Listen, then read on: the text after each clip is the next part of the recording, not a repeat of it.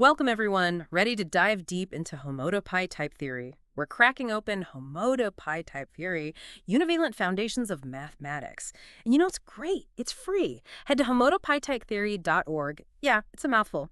And you can explore it too. It came out of this intense year at the Institute for Advanced Study, really digging into this stuff. And trust me, this book isn't your average beach read. It's deep, it's complex.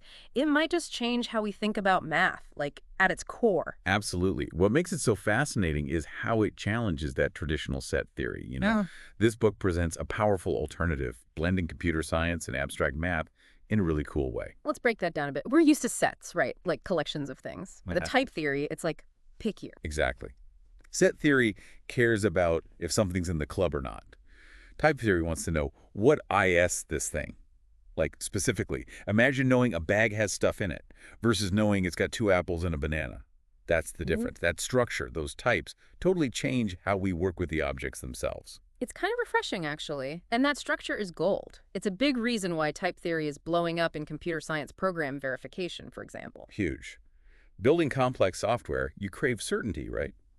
Type theory, with all its rules, it lets us prove a program will behave. No ambiguity, no crashes, hopefully. Think about software in planes, medical devices, even a tiny bug is a disaster. Built-in safety net for your code. Love it. Precisely. And that rigor, it's perfect for formal math, too. We can express proofs in a way computers can actually check. Proof assistants, they call them. So no more relying on gut feelings or human error. We've got a system to keep our math rock solid. You got it. But honestly, we're just scratching the surface. Because on top of these types, that's where Homotopy kicks in, and that's when things get really wild. Now there's the mind bender. But we'll get into that after a quick, just kidding, let's keep going. This Homotopy thing, first time I heard it, my brain went a bit haywire. Help me out here. It's a brain stretcher for sure. Basically picture shapes, but not as fixed things, more like clay you can mold. Imagine smoothly morphing a coffee mug into a donut.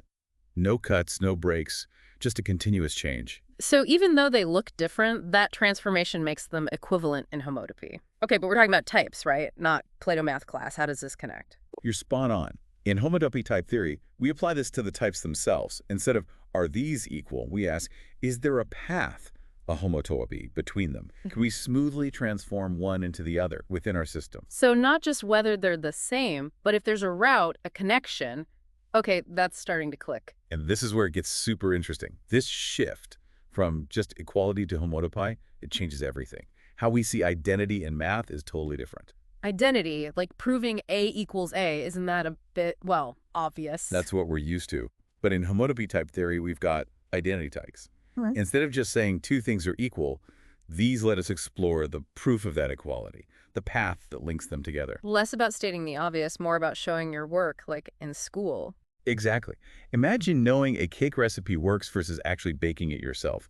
That hands-on, the evidence, changes how you understand it. Okay, so we're getting into the guts of proving things here. And this is where univalence comes in, right? This is where the book gets really mind-blowing. Got it. Univalence. It's central to homotopy type theory, and it shakes things up. It says equivalent types, those we can morph into each other, they're actually considered equal. Hold on, whoa. So if there's a path between 2 different ideas, they can be the same thing. In a way, yeah. It sounds weird at first, but it makes math so much more elegant. Proofs that used to be pages long become super concise, intuitive even. Like finding a shortcut through a jungle, same destination, but direct, even beautiful, you could say. So by using Homotopy univalence, we're rewriting the rules of the game, making things simpler, finding new things, maybe. That's the excitement. We're seeing math through a whole new lens, familiar yet brand new. It's amazing. This is incredible stuff, seriously. But we're talking continuous change, equivalent types. It's all very abstract. How do we actually build something with it? Like, I don't know, the numbers we use every day. How do we get there from all this? That's the million-dollar question, and the book tackles it beautifully. Turns out, even basic stuff like numbers, we can build them using what we call higher inductive types. Higher inductive types. Now we're really going down the rabbit hole, aren't we? Oh yeah, and you won't want to miss this. But to explain it right, we might need a whole other deep dive session. Yeah, higher inductive types. They're kind of like, imagine Legos, but way cooler. Cooler than Legos. You've got my attention. Okay, so Regular Legos, you just stick them together, right? But imagine Legos with instructions built in. Okay, these instructions tell you how to build specific shapes, lines, even surfaces, like not just a random pile of bricks anymore. So it's like those Lego sets that are like the Millennium Falcon or something. You're building a specific thing. Exactly. And higher inductive types, they work kind of like that.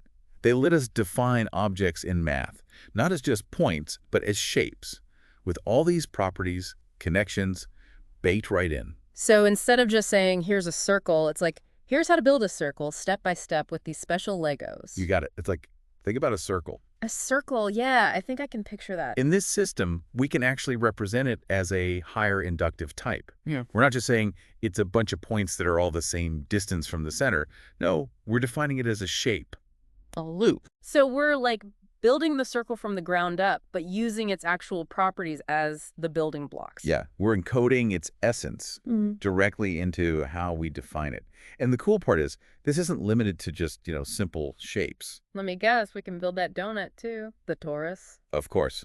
Higher inductive types, they let us define more complex stuff. Even things that are like super hard to picture in regular geometry become much easier to work with in this framework. It's like we've got this whole new toolbox for building and understanding math. Exactly. We can be way more precise, more elegant. And what's amazing is that this is just the beginning. There's more. Oh yeah, the book goes way further. Yeah. It shows how these ideas, these principles of homotopy type theory, can be used to explore some really advanced stuff. We're talking category theory, set theory, even parts of computer science. So all this from these shape-shifting Legos, it actually connects to all these different areas of math. Absolutely. It's like we're discovering this underlying structure, this foundation that ties everything together in a whole new way. This is blowing my mind a little bit, not gonna lie. We've gone from junk drawers to building entire mathematical universes. It's a wild ride. But that's the beauty of this whole thing, right? It makes you question everything you thought you knew about math and opens up these incredible new possibilities. Definitely a journey worth taking. And you know what? This conversation has really gotten me thinking.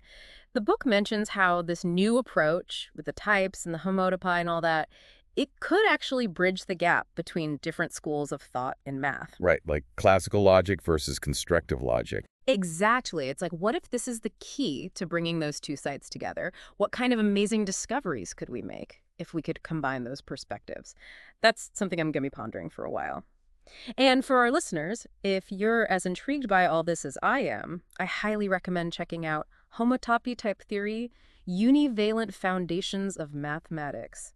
Trust me, it's a wild, mind-bending ride, but it might just change how you see the world of math forever. Until next time, keep exploring. All right, so we've got these, what were they called again? Higher inductive types. These super Legos. Where do we even go from there? Right. Like we talked about types as spaces and homotopy being like, can you morph one into the other smoothly? Higher inductive types are like the next level of that whole idea. Next level, meaning more dimensions. Are we talking like fourth dimensional Legos now? Kinda. Think of it like this. These Legos, they don't just tell you how to stick pieces together. They tell you how to build actual shapes. Lines, surfaces, you name it. It's not just random building anymore. So I'm still picturing those pre-designed Lego sets, like the Millennium Falcon or something. Exactly. Higher inductive types, they're like that. We're not just defining, say, a circle as a bunch of points. We're defining it as a circle, as a shape, with all those properties built in. So we're not saying it's roundish because of these points. We're saying it's a circle, here's the loop, built in, end of story. Yeah, we bake that essence, that circleness, right into how we define it. And the best part, this works for way more than just simple circles. Donuts are back on the menu. We're building topological pastries now. We can build a torus, yep. And get this, things that are super hard to even picture with normal geometry, they become much easier to work with in homotopy type theory. It's like this whole new world opens up. It's like we've graduated from Legos to, I don't know, some futuristic 3D printing math system. We're not just building with blocks anymore, we're defining the building blocks themselves. Exactly. And the crazy thing is, this isn't even the limit. The book, it goes on to show how these ideas, these core principles of homotopy type theory, they apply to way more than just shapes. We're talking category theory, set theory, even computer science. It's like this foundation. We can build almost anything on top of it. So just to wrap our heads around this, we started with this idea of types being more specific than just sets, right? Then we added in this homotopy thing, seeing if shapes can smoothly morph into each other. And that led us to these higher inductive types, which are like The ultimate Lego set for building mathematical ideas, from basic shapes to crazy complex concepts. You got it. It's like this whole new way of looking at math, and it connects to so many different areas. Yeah. It's been mind-blowing, but in the best way possible, Yeah, totally. It's like we zoomed out and suddenly saw these connections between parts of math we never even thought were related. If you're listening to this and your brain isn't at least a little bit fried, you're not paying attention. This homotopy type theory, it's challenging everything we thought we knew, but in a good way. It's pushing the boundaries of what math can be. So yeah, if you're up for a challenge, you want to see math in a totally new light, I can't recommend this book enough. Homotopy type theory, univalent foundations of mathematics. It's a wild ride, but it might just change how you see the universe. Until next time, happy exploring.